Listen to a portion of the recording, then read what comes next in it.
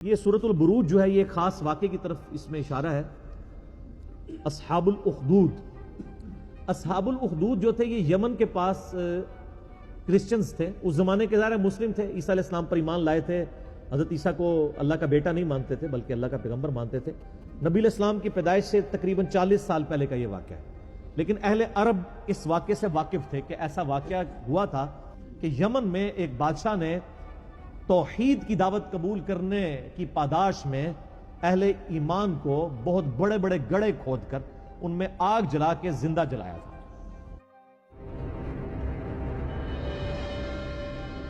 سر تکلیفوں سے تو گزرنا پڑتا ہے، جو پرسیکیوشن کرسچنز کی ہوئی ہے نا کئی سو سال تک، آپ سوچ نہیں سکتے کن تکلیف سے گزرنا پڑا۔ اللہ پہ ایمان لانا کوئی آسان کام تو نہیں۔ تو یہ اصحاب الاخدود کے واقعے سے یہ لوگ واقف تھے، اس کا ذکر اس میں آ رہا ہے۔ اس کی ڈیٹیلز آپ کو صحیح مسلم میں بالکل اینڈ پہ جا کے ملیں گی۔ اصحاب اخدود کا پورا ایک واقعہ ہے کہ یہ بادشاہ کون تھا۔ صحیح مسلم شریف میں ایک بڑی ڈیٹیل حدیث ہے۔ صحیح مسلم شریف میں اس کا واقعہ یوں ملتا ہے کہ یمن میں ایک یعنی وہ بادشاہ تھا جو بیسیکلی ہے تو یعنی یہودی تھا، اس وجہ سے وہ عیسائیوں سے زیادہ نفرت کرتا تھا، کیونکہ حضرت عیسیٰ علیہ السلام کو کرسچن جو ہے پیغمبر مانتے ہیں بلکہ اس میں غلوف کر کے خدا کا بیٹا مانتے ہیں، اور دوسری طرف یہودی کہتے ہیں کہ یہ نعوذ باللہ دجال ہے۔ اب ان کا آپس میں تو اکٹھ ہو ہی نہیں سکتا نا، ایک شخصیت جو ایک طبقے کے لیے خدا کے درجے پہ فائز ہو اور دوسرا اسے جو ہے نعوذ باللہ دجال اور پتہ نہیں کیا کیا الفاظ استعمال کرتے ہو، تو ان کا آپس میں اکٹھ تو ہو نہیں سکتا۔ بہرحال وہ یہودی بادشاہ تھا، اس نے عیسائیوں پہ ظلم کرنا شروع کیا۔ تو اس بادشاہ کے بارے میں آتا ہے کہ اس نے ایک جادوگر رکھا ہوا تھا،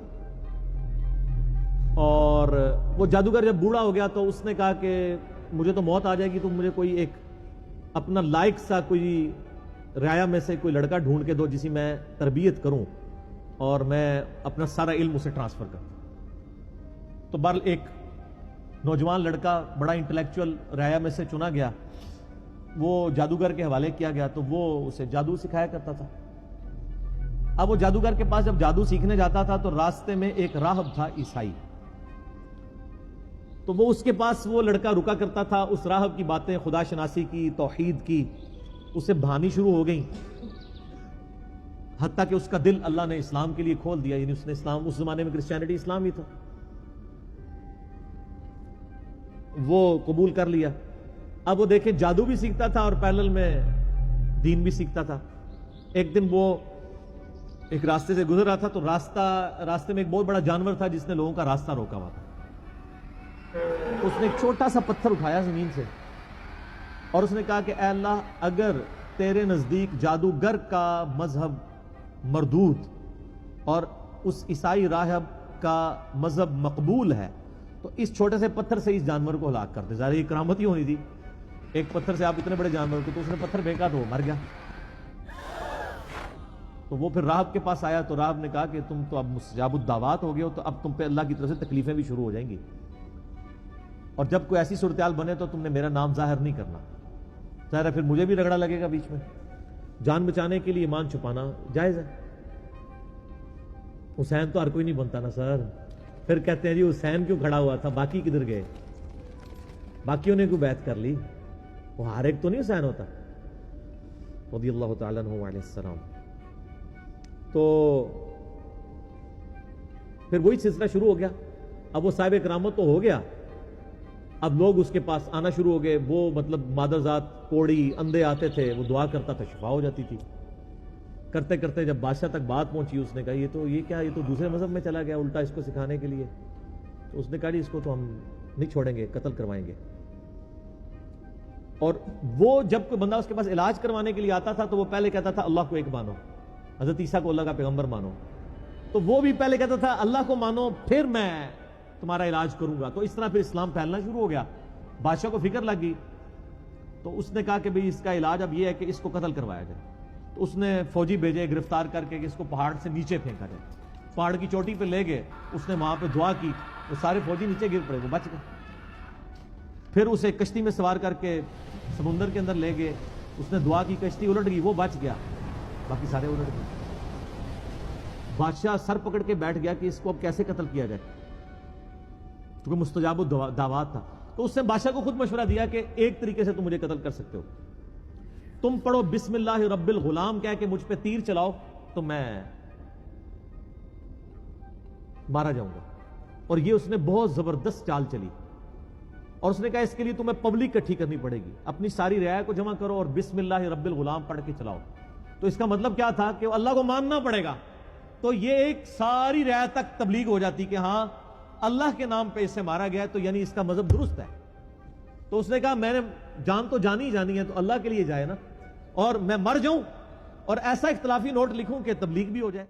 تو اس نے بھی یہی کہا کہ رعایا اکٹھی کرو پبلکلی, بسم اللہ رب الغلام پڑھ کے چلاؤ تیر, تم مارا جاؤں گا. بادشاہ نے یہی کیا. تو جب وہ بسم اللہ رب الغلام پڑھ کے وہ چلائی گئی, اللہ کے نام سے شروع, اور جو اس غلام کا رب ہے, یعنی وہ سب اللہ کے بندے ہیں, غلام ہیں, تو وہ تو مارا گیا, لیکن ساری رعایا نے کلمہ پڑھ لیا, ان کا اس کے مذہب حق ہے, تو سارے مسلمان ہو گئے. وہ ایک کو کیا مارنا تھا, ساری رعایا ہاتھ سے چلی گئی. پھر اس نے بڑے بڑے گڑھے کھدوائے, اس میں آگ جلوائی, اور اہل ایمان کو آفر رکھی کہ یا تو ایمان چھوڑے یا آگ میں جلائے جائے. ہائے ہائے ہائے. بخاری مسلم کی حدیث ہے, اس شخص نے ایمان کی حلاوت چکھ لی جس میں 3 نشانیاں ہوں. نمبر 1, اللہ اور اس کا رسول عز و جل و صلی اللہ علیہ وآلہ وسلم اسے پوری دنیا میں سب سے بڑھ کر محبوب ہو. نمبر 2, اس کی دوستی اور دشمنی کا معیار اللہ کی ذات ہو. اور نمبر 3, کفر کی طرف لوٹایا جانا اس کے لیے اتنا ہی ناپسندیدہ ہو جائے جتنا زندہ آگ میں جلایا جانا, وہ جلنے کے لیے تیار ہو جائے, ایمان نہ چھوڑے. ایمان کی مٹھاس اس بندے نے چکھی ہے.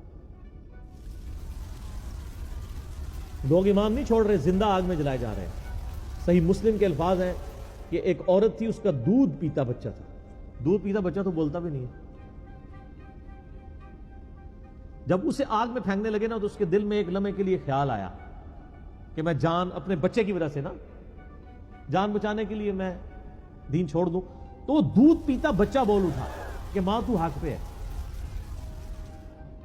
اللہ, یعنی یہ کرامت تھی.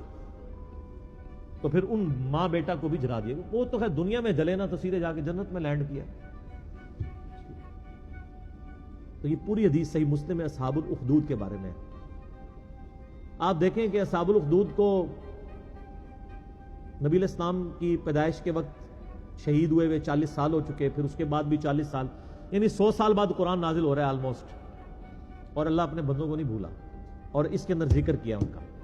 اور اس میں اللہ تعالیٰ بتا رہا ہے پھر ہم ان سے بدلہ لیں گے جنہوں نے اہل ایمان کے ساتھ یہ کچھ کیا. دنیا میں ٹھیک ہے کھلی چھٹی ہے, لیکن آخرت میں پکڑے جائیں گے.